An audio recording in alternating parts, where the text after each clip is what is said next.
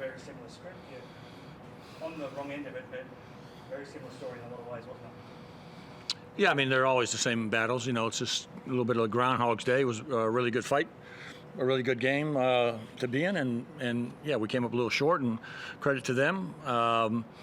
But yeah, just a normal slugfest. It always is going to come down to the last couple of minutes with those possessions. You pretty happy with what you executed, what you got down the end? Well, if we would have won, I would have said yes, and if we lost, probably not as much so. But you know, we couldn't make really a shot from the perimeter at all, and our free throws were poor again, which has been a little bit of a problem. But give them credit; they fought and scrapped away at it, and it's a game of makes and misses, and they made a few more than us, and that's just how it is. How much more difficult is it to execute in a game like that that's so physical and so different to when you play teams that play different styles? How much tougher is it to execute what you're trying to execute? Well, we kind of do it anyways because we're playing against ourselves, obviously 90% of the time in practice, and going against that same kind of physicality and contact, and so we're quite used to being in the mud and doing that. So we just, you know, adjust when we have to, but we're very accustomed to that. You lost Will late in the game. You hold it off. Do you know anything about that? I don't know, obviously, until we get back to Hobart, but it's probably not very good. Is it his foot? It is his foot, yeah. Nick?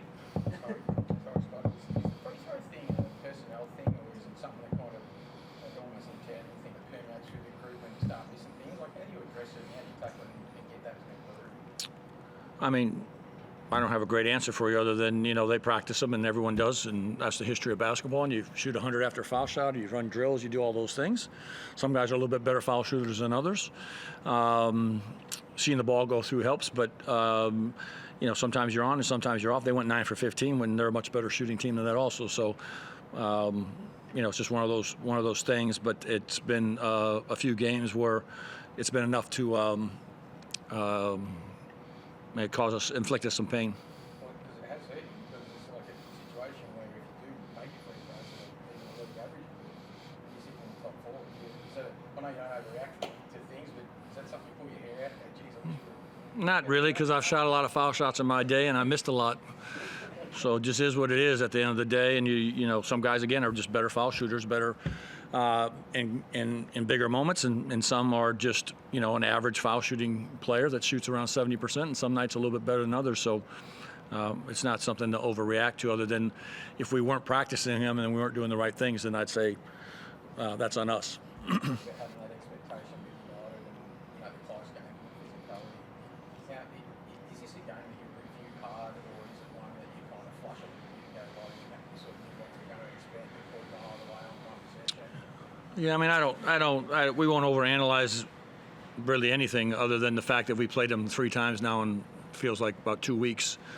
So there wasn't a lot of preparation really for us to going into this game, and a lot of video work, and we know each other quite well, and we'll take a few things probably out of this, but there won't probably be a lot of transfer on to moving into next week. We've talked about Jeremy suiting up and how much of a boost that gave him through the last couple of games. How good was it actually getting back on the court, and will you be able to build up his minutes? Yeah, absolutely. You know, he's been tracking pretty well, and we'll definitely get him ramped up there slowly, and he's ready to go. Thank you. All right, see y'all.